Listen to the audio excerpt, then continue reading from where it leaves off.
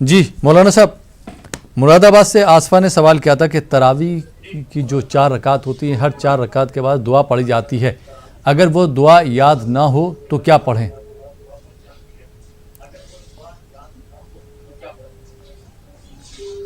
دیکھیے، وہ دعا پڑھنا کوئی ضروری اور لازمی نہیں ہے۔ اگر وہ دعا سبحان ذی الملک والملکوت یہ اگر یاد نہیں ہے تو جو بھی دعا یاد ہو، لا الہ الا انت سبحانک انی کنت من الظالمین، یا استغفار استغفر اللہ ربی من کل ذنب واتوب الیہ، کوئی بھی دعا یاد نہیں ہے تو اپنی زبان میں اللہ سے دعا مانگ لیں۔ اس دعا کا اور عربی میں پڑھنا کوئی ضروری اور لازمی نہیں ہے۔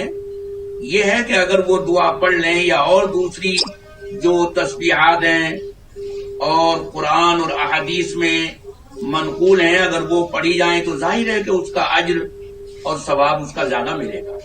جی، بہت بہت شکریہ۔